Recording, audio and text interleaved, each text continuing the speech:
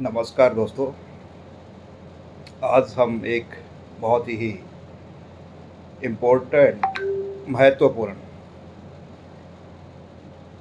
भाव की चर्चा करने जा रहे हैं। कुंडली के द्वितीय भाव की। कुंडली का द्वितीय भाव धन का भाव। हर एक व्यक्ति के जीवन में धन का एक विशेष महत्व होता है। हर एक व्यक्ति चाहे राजनीति में हो, नौकरी में हो या व्यवसाय में हो, हर व्यक्ति चाहता है कि मेरा धन, मेरी आय बढ़ती जाए। आप देख रहे होंगे कि देखते हैं कि आम तौर पर इससे रिलेटेड पुस्तकों की बिक्री काफ़ी ज़्यादा होती है। अपनी आय कैसे बढ़ाएं, धन कमाने के तरीके। तो इस युग में, इस भौतिक युग में हर एक व्यक्ति का किसी न किसी रूप में अपनी आय बढ़ाने, अपने धन अर्जित करने का ख्याल मन में आता है और चाहता है कि मेरी आय बढ़े, मेरा धन एकत्रित हो। तो आज हम इस विषय पे चर्चा करने वाले हैं। कुंडली का द्वितीय भाव जो एक महत्वपूर्ण भाव होता है, और धन का विचार, कुटुंब का विचार कुंडली के द्वितीय भाव से ही की जाती है। कुंडली के 12 भावों में द्वितीय भाव को कुटुंब भाव और धन भाव के नाम से जाना जाता है। ये धन भाव से संबंधित मामलों को दर्शाता है, जिसका हमारे दैनिक जीवन में बड़ा महत्व होता है। द्वितीय भाव परिवार, चेहरा, हम अपने फिज़िकल या अपने शरीर की बात करें तो उसको हम अपना चेहरा, फेस, दाईं आँख, वाणी, धन या आर्थिक और आशावादी दृष्टिकोण आदि को दर्शाता है। ये भाव ग्रहण करने, सीखने, भोजन, पेय, चल संपत्ति, कम्युनिकेशन, इन सभी का जो है वो नेतृत्व करता है। तो आज जो इम्पोर्टेंट, जो महत्वपूर्ण हम एक बात कर रहे हैं, इस भाव को कैसे एक्टिवेशन की जाए और कुंडली के जो प्लैनेट के एस्पेक्ट होते हैं वो कैसे इस भाव के ऊपर काम करते हैं, कैसे एक्टिवेशन होती है। कोई भी कुंडली हो, किसी भी लगन की हो, उसमें सबसे महत्वपूर्ण होता है प्लैनेट एस्पेक्ट। प्लैनेट एस्पेक्ट में मतलब कि ग्रह की दृष्टि। भाव घर होता है। घर जो है वो एक, हम ये कह सकते हैं कि living, not a living thing. घर एक घर है, एक स्थान है। वो कभी भी अपने आप एक्टिव नहीं होता। उसको एक्टिव करने के लिए कोई ना कोई एक्टिविटी चाहिए। जो एक्टिविटी जो उस घर में, जो भाव में जो ग्रह स्थित है, जिस भाव में या द्वितीय भाव की बात कर रहे हैं, उसमें जो भी ग्रह बैठा होगा, पहले तो हम उसका अध्ययन करेंगे, उससे एक्टिवेशन होती है। दूसरा जो है प्लैनेट एस्पेक्ट, किस ग्रह की दृष्टि जो है वो कुंडली के द्वितीय भाव पर पड़ रही है, उससे द्वितीय घर एक्टिवेट होता है और आपको धन लाभ की प्राप्ति होती है। आपका धन जो है वो संचय होता है। हर व्यक्ति के मन में, हर इंसान के मन में ये जरूर प्रश्न आता है कि मैं ज़्यादा से ज़्यादा धन कमाऊं।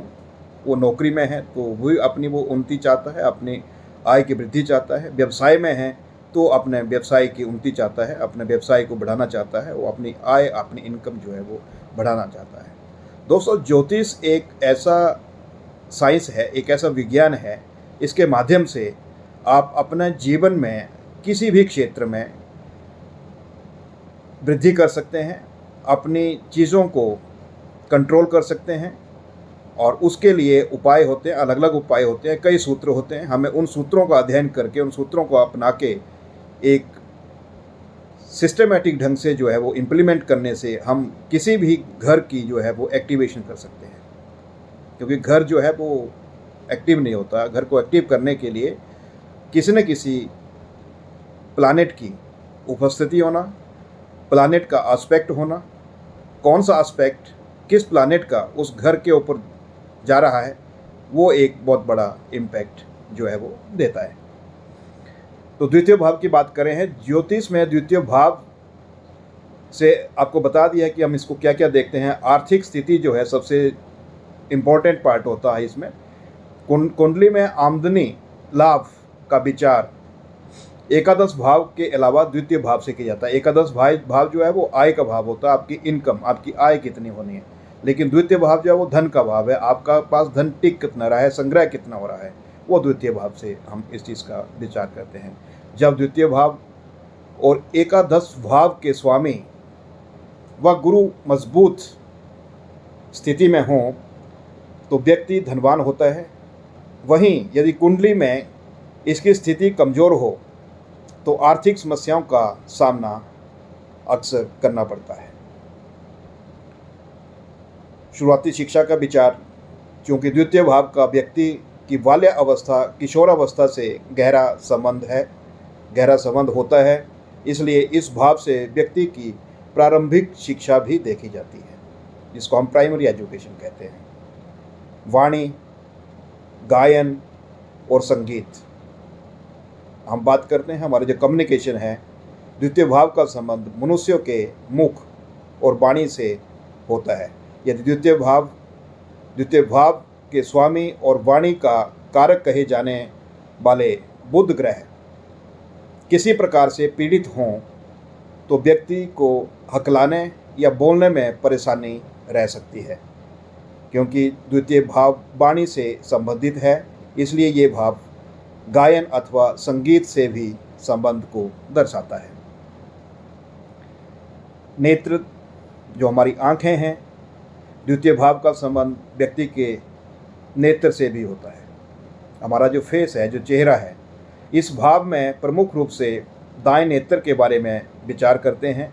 यदि द्वितीय भाव में सूर्य अथवा चंद्रमा पापी ग्रहों से पीड़ित हों, सूर्य अथवा चंद्रमा पाप ग्रहों से पीड़ित हों, या फिर द्वितीय भाव के स्वामी पर क्रूर ग्रहों का प्रभाव हो तो व्यक्ति को नेत्र पीड़ा या विकार हो सकते हैं। रंग, रूप और मुख, द्वितीय भाव मनुष्य के मुख और चेहरे की बनावट को दर्शाता है। ये द्वितीय भाव का स्वामी बुध अथवा शुक्र हो तो बलवान होकर अन्य शुभ ग्रहों से संबंधित हो तो व्यक्ति सुंदर चेहरे वाला, साथ ही व्यक्ति अच्छा बोलने वाला एक अच्छा व्यक्ति बनता है। वैदिक ज्योतिष के अनुसार पुरातन ग्रंथों में द्वितीय भाव के अनुसार द्वितीय भाव नाखून, सच और असत्य, जीव, हीरे, सोना, तांबा और मूल्यवान स्टोन, दूसरों की मदद, मित्र, आर्थिक संपन्नता, परफेक्शन, धार्मिक कार्यों में विश्वास, नेत्र, वाणी की मधुरता, सुगंधित इत्र, धन अर्जित करने के प्रयास, कष्ट, स्वतंत्रता, बोलने की बेहतर क्षमता और चांदी आदि को दर्शाता है। ये सारा द्वितीय भाव के ही प्रभाव हैं, ये द्वितीय भाव के ही क्षेत्र हैं, क्योंकि जो घर है, जो भाव है, वो एक क्षेत्र है। आओ अब हम बात करते हैं कि इसको कैसे एक्टिवेशन कैसे मिलती है। और जब हमारी कुंडली में ग्रहों की प्लेसमेंट इन स्थानों पे होती है तो उसका जो प्लानेट जो एस्पेक्ट है, जो उसकी दृष्टि है, उससे इस घर को एक्टिवेशन करते हैं। और इसमें कैसे जो है एक्टिवेशन की जाए, तो दोस्तों बृहस्पति की बात करें हम। बृहस्पति गुरु, अध्यात्म के गुरु, बृहस्पति को गुरु ग्रह के नाम, गुरुदेव के नाम से भी जानता है, गुरु देवता के नाम से भी जाना जाता है। और इसका कुंडली में आपको पहले भी हमने बताया है कि एक बहुत बड़ा महत्व होता है। किसी की कुंडली में अगर गुरु कुंडली के छठे भाव में बैठा है, 6th हाउस, अब 6th हाउस जो है वो कौन सा भाव है, किस भाव, उस भाव में हम किस चीज़ के बारे में जो है वो माना जाता है। छठा भाव जो है वो सेवा का भाव है, हम नौकरी का भाव भी कहते हैं, सेवा का भाव भी कहते हैं। अगर आपका बृहस्पति या गुरु जो प्लैनेट है वो आपके 6th हाउस में बैठा है तो गुरु की 3 दृष्टियाँ होती हैं, 5वीं, 7वीं और 9वीं। गुरु ही एक ऐसा ग्रह है जिसकी 7वीं तो सभी ग्रह की दृष्टि हर एक प्लैनेट को, जो 5th एस्पेक्ट है हर एक प्लैनेट के पास है, लेकिन गुरु के पास जो 2 एस्पेक्ट हैं 5th और 9th, वो बहुत ही महत्वपूर्ण एस्पेक्ट है। महत्वपूर्ण इसलिए है कि पंचम जो भाग है वो त्रिकोण भाग होता है, 9th जो है वो भी त्रिकोण भाग माना जाता है। पंचम हमारा ज्ञान का है, हमारा सलाह का घर है, हमारा ज्ञान का घर है, और नवम जो भाव है वो हमारा भाग्य का भाव है। ये दोनों ही घर बहुत इंपॉर्टेंट होते हैं, इसीलिए गुरु की जो पंचम दृष्टि है और गुरु की जो नवम दृष्टि है, ये दोनों ही दृष्टियाँ, ये दोनों ही एस्पेक्ट काफ़ी इंपॉर्टेंट होते हैं। तो दोस्तों, जो जब गुरु 6th भाव में आपके बैठे हैं तो 6th भाव से गुरु की नवम दृष्टि कौन से भाव पे होगी? निश्चित तौर पे गुरु 6th हाउस से आपके धन भाव यानी 2nd हाउस को देखेंगे। उनका जो 9th एस्पेक्ट है वो आपकी कुंडली के दूसरे भाव में धन भाव पर जाएगा। अब दूसरे घर की एक्टिवेशन की हम बात कर रहे हैं, तो इसके लिए हमें करना क्या है? जब गुरु की दूसरी नवम दृष्टि, जो नवम एस्पेक्ट है, 9th एस्पेक्ट है गुरु का, वो आपके 2nd हाउस को देख रहा है, तो इसमें हमने ये विचार करना है कि जिस घर में गुरु बैठा है, गुरु किस घर में बैठा है? गुरु 6th हाउस में बैठा है। 6th हाउस किस से संबंधित है? सेवा से संबंधित है। और सेवा क्या है? सेवा तो नौकरी सभी करते हैं, है ना, सभी का कोई ना कोई नौकरी करता है, कोई बड़ी नौकरी करता है, कोई सरकारी करता है, कोई प्राइवेट करता है, लेकिन जो वॉलंटियरली सेवा दे रहा है, जो अपनी विशेष सेवाएं कहीं दे रहा है, वो चाहे मंदिर में सेवा दे रहा है या किसी भी धार्मिक स्थान पे अपनी सेवाएं दे रहा है, वो जैसे ही उस सेवा को बढ़ाएगा, वॉलंटरली अपनी सेवा धार्मिक स्थलों पे जा देगा, आपका 2nd हाउस में जो 9th एस्पेक्ट गुरु का जा रहा है वो निश्चित तौर पे आपको धन लाभ देगा। आपका 2nd हाउस जो है वो एक्टिव होता है और आपको धन लाभ होने के जो संभावना है वो बढ़ जाती है। सिंपल सा उपाय है, जब भी गुरु आपका 6th हाउस में बैठा है, आपकी 9th जो प्लैनेट की जो 9th एस्पेक्ट है वो आपका 2nd हाउस को देख रहा है, तो आप किसी भी धार्मिक स्थान में अपनी सेवाएं दीजिए और अपनी सेवाएं वॉलंटरी दीजिए। आप देखिए कि आपका 2nd हाउस कैसे एक्टिव होता है और आपका धन लाभ कैसे आता है। उसके बाद हम बात करें 7th हाउस की, तो 7th हाउस में अगर मंगल जो प्लैनेट है उसको हम अगर किसी भी कुंडली में मंगल अगर 7वें घर में बैठा होता है तो हम उसको कहते हैं कि मंगल दोष आ गया, क्योंकि ये दाम्पत्य जीवन से आपका जो मैरिड एस्पेक्ट है, जो मैरिज लाइफ है, वो आपके 7वें घर से हम विचार करते हैं। 7वें घर में मंगल बैठा है तो मंगल जो है वो निश्चित तौर पे शादी में तो रुकावट डालता है, लेकिन ऐसा नहीं है कि वो मंगलिक हुआ। अगर किसी भी व्यक्ति का मंगल 7वें घर में बैठा है तो वो धन नहीं कमाएगा, निश्चित तौर से धन कमाएगा, क्योंकि मंगल की भी एक जो एस्पेक्ट है, मंगल का एक 7वां एस्पेक्ट होता है और एक 8वां एस्पेक्ट होता है। तो मंगल का जो 8वीं दृष्टि है वो कहाँ जा रही है? आपके 2nd हाउस में जा रही है। जो 8th एस्पेक्ट है मंगल का, वो आपका जा रहा है आपकी कुंडली के दूसरे भाव में, जो धन का भाव है। निश्चित तौर पे आपको धन लाभ होगा। अब उसके लिए करना क्या है आपको? मंगल 7वां घर है, 7वां तो दाम्पत्य का घर है आपका, लेकिन आम तौर पर ज्योतिष में ये कहा जाता है कि मंगल कुंडली के 7वें घर में है तो आपका जो मैरिड लाइफ है उसमें डिस्टर्बेंस रहती है, उसमें जो है वो आपका कहीं ना कहीं एंग्जाइटी से आप पीड़ित रहते हैं। तो उसके लिए क्या है कि पति पत्नी जो दोनों भी हस्बैंड एंड वाइफ है, अगर मंगल को अपने न्यूट्रलाइज करना है, क्योंकि एंग्जाइटी देता है, आपको स्ट्रेस रहता है, आपको टेंशन रहती है, छोटी छोटी बातों के ऊपर आप लड़ाई झगड़ा करेंगे या आपके बेचारी की लड़ाई रहती है, मन मुटाव रहता है, तो उसको ठीक करने के लिए मंगल जो है वो आपको हम सेनापति भी कहते हैं, सेनापति हैं बेसिकली, और ये ऊर्जा के कारक हैं, है ना, ऊर्जा के कारक हैं। तो इसमें जो आपको एनर्जी है, अपनी एनर्जी कैसे एक चैनलाइज करनी है। जैसे हम बात करें कि दोनों हस्बैंड एंड वाइफ इकट्ठे किसी जिम को ज्वाइन कर लें, अपनी जो फिज़िकल एक्सरसाइज है वो किसी भी इसमें करें, उनका जो एंग्जाइटी है वो कम होगी और उनका जो स्ट्रेस लेवल है वो भी कम होगा। अब जो 8वां एस्पेक्ट है मंगल का, वो दूसरे घर पे जा रहा है, उसका एक्टिवेशन के लिए, उसका अच्छा इम्पैक्ट लेने के लिए आपको फिज़िकल एक्सरसाइज में काफ़ी हद तक जो है वो जाना है, आपको एक्टिविटी करनी है।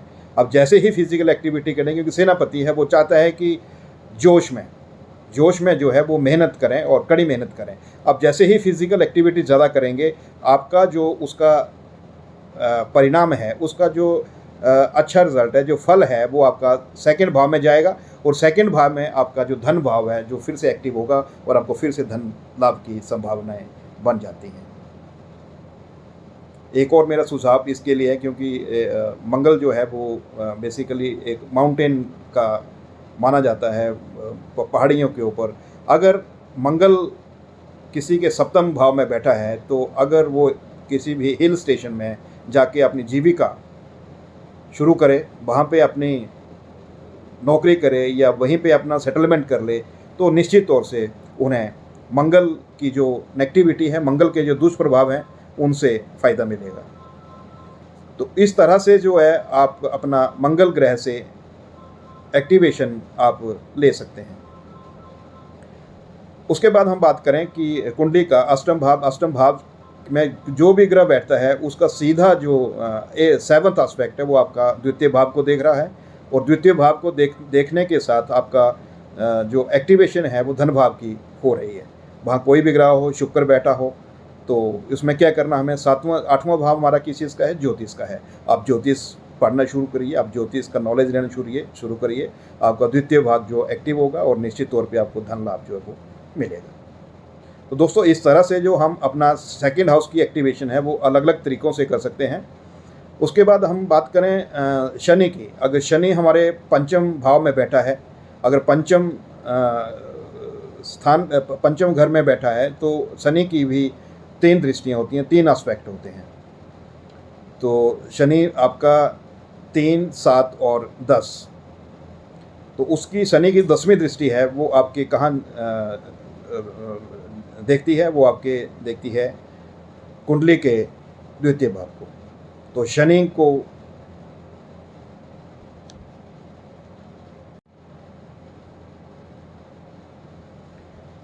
के जो आपका 10th एस्पेक्ट है वो भी कुंडली के सेकंड हाउस को देखता है।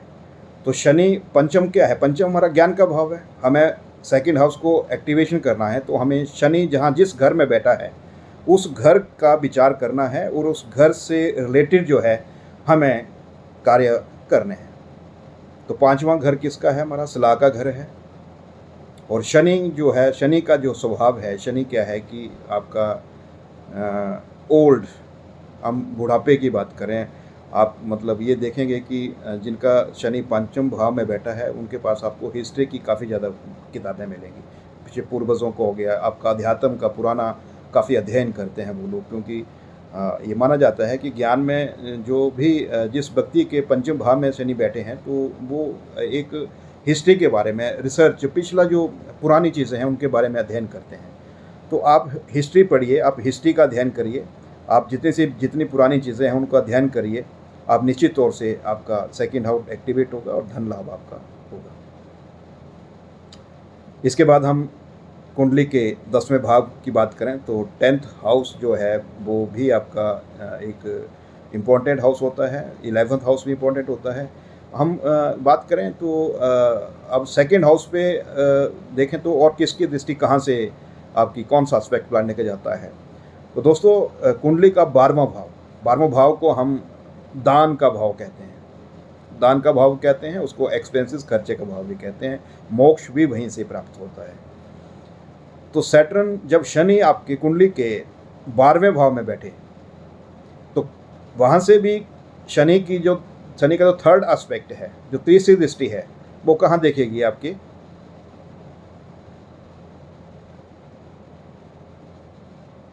सेकंड हाउस को जब शनि की तीसरी दृष्टि देखेगी, तो निश्चित तौर से आपका धन हाउस जो है, जो आपका सेकंड हाउस है, उसको एक्टिवेशन के लिए आपको ट्वेल्थ हाउस के बारे में जानना है, और ट्वेल्थ हाउस के हम विचार करते हैं दान का। तो शनि 12वें भाव में बैठने से शनि का क्या है? शनि बेसिकली आपका सेवा, दान का। आप दान किसको करना है? आपके मंदिर में देते हैं, या किसी को आप बर्थडे में जाते हैं, बर्थडे गिफ्ट दे दिया। तो शनि को खुश करने के लिए, क्योंकि शनि आपके 12वें भाव में बैठा है और 12वां भाव हमारा दान का भाव है, तो आप दान करिए। दान किसको करिए? अगर आपके घर में कोई नौकर है ना, कोई सफाई कर्मचारी है, या और जो भी कोई काम कर रहा है, आप उनको दान करिए, कुछ ना कुछ दान करिए, है ना। तो उससे क्या होगा कि आपका शनि भी स्ट्रांग होगा, और शनि की जो तीसरी दृष्टि आपकी सेकंड हाउस को देख रही है, वो आपका धन भाव को एक्टिव करेगा और आपको निश्चित तौर से धन लाभ होगा। शनि 12वें घर में बैठने से अगर आप अपने किसी भी कर्मचारी या जो भी आपके अधीन काम कर रहे हैं, अगर आप नौकरी में हैं आप तो भी आपके अधीन कुछ लोग होते हैं, व्यवसाय में हैं तो आपका लेबर के लोग होते हैं, तो बेसिकली लेबर या जो भी आपके हाउस में जो आपके काम करने वाले नौकर चाकर होते हैं, वो सारे जो हो वो शनि का ही एक पार्ट होता है। शनि जो है वो हम लेबर के जो कर्मचारी होते हैं, जो लेबर के काम करते हैं, उनको हम शनि से जोड़ कर देखते हैं। अगर आपने उनको प्रताड़ित कर किया, या किसी भी लेबर को आपने प्रताड़ित करते हैं, तो आपको उसका नुकसान झेलना पड़ता है, क्योंकि शनि जो आपका 12th हाउस में बैठा है, तो उससे आपको, अगर आप किसी अपने